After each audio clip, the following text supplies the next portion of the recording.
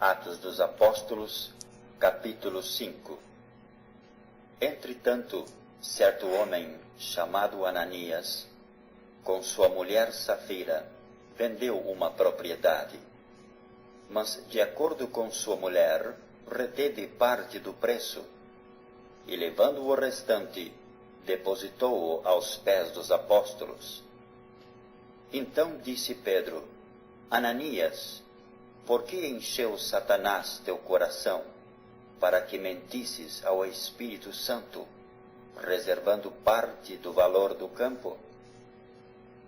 Conservando-o, porventura, não seria teu? E vendido, não estaria em teu poder? Como, pois, assentaste no coração este desígnio? Não mentiste aos homens, mas a Deus. Ouvindo estas palavras, Ananias caiu e expirou, sobrevindo grande temor a todos os ouvintes. Levantando-se os moços, cobriram-lhe o corpo, e levando-o, o sepultaram. Quase 3 horas depois, entrou a mulher de Ananias, não sabendo o que ocorrera. Então Pedro, dirigindo-se a ela, perguntou-lhe: Dize-me, vendestes, portanto, aquela terra? Ela respondeu: Sim, portanto. Tornou-lhe Pedro: Por que entrastes em acordo para tentar o Espírito do Senhor? Eis aí a porta aos pés dos que sepultaram o teu marido, e eles também te levarão. No mesmo instante caiu ela aos pés de Pedro e expirou. Entrando os jovens, acharam-na morta, e levando-a, sepultaram-na junto do marido. E sobreveio grande temor a toda a igreja e a todos quantos ouviram a notícia destes acontecimentos. Muitos sinais e prodígios eram feitos entre o povo, pelas mãos dos apóstolos, e costumavam todos reunir-se, de comum acordo, no pórtico de Salomão. Mas dos restantes, ninguém ousava ajuntar-se a eles, porém o povo lhes tributava grande admiração. E crescia mais e mais a multidão de crentes, tanto homens como mulheres agregados ao Senhor, a ponto de levarem os enfermos até pelas ruas e os colocarem sobre leitos e macas, para que ao passar Pedro, ao menos a sua sombra se projetasse em alguns deles. Afluía também muita gente das cidades vizinhas a Jerusalém, levando doentes e atormentados de espíritos imundos, os quais eram todos curados. Levantando-se, porém, o sumo sacerdote e todos os que estavam com ele, isto é, a seita dos saduceus, tomaram-se de inveja, prenderam os apóstolos e os recolheram à prisão pública.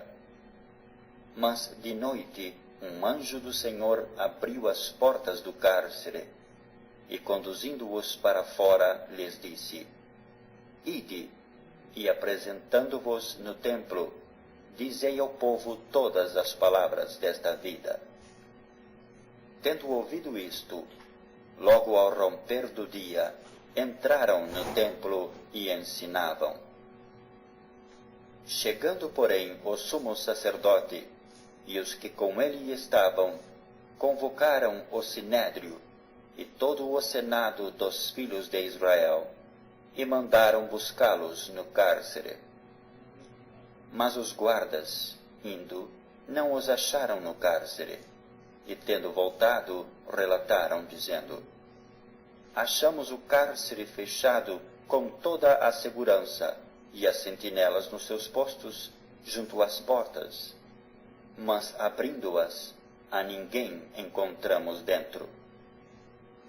Quando o capitão do templo e os principais sacerdotes ouviram informações, ficaram perplexos a respeito deles e do que viria a ser isto. Nesse interim, alguém chegou e lhes comunicou: Eis que os homens que recolhestes no cárcere estão no templo ensinando o povo. Nisto, indo o capitão e os guardas, os trouxeram sem violência, porque temiam ser apedrejados pelo povo. Trouxeram-nos, apresentando-os ao sinédrio, e o sumo sacerdote interrogou-os, dizendo: Expressamente vos ordenamos que não ensinasseis nesse nome, contudo enchestes Jerusalém de vossa doutrina, e quereis lançar sobre nós o sangue desse homem. Então Pedro e os demais apóstolos afirmaram: Antes importa obedecer a Deus do que aos homens.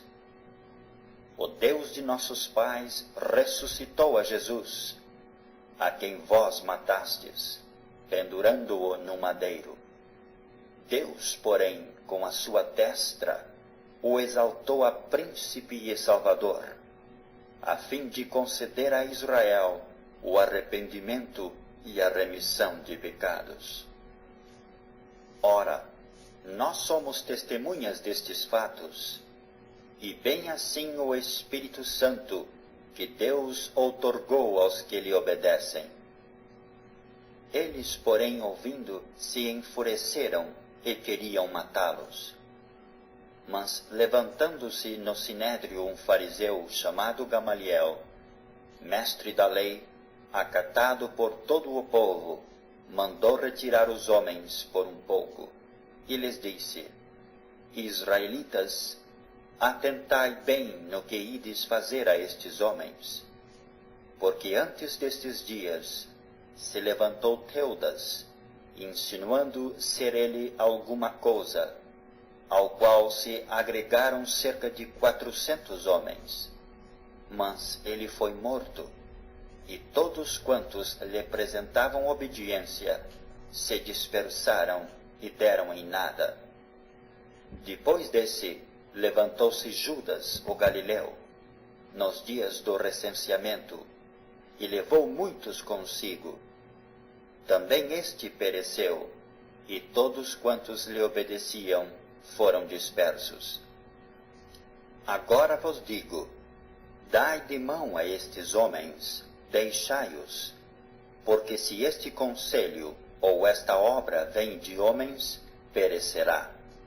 Mas se é de Deus, não podereis destruí-los, para que não sejais, porventura, achados lutando contra Deus. E concordaram com ele. Chamando os apóstolos, açoitaram-nos e, ordenando-lhes que não falassem em o nome de Jesus, os soltaram. E eles se retiraram do sinédrio, regozijando-se por terem sido considerados dignos de sofrer afrontas por esse nome. E todos os dias, no templo e de casa em casa, não cessavam de ensinar e de pregar Jesus, o Cristo.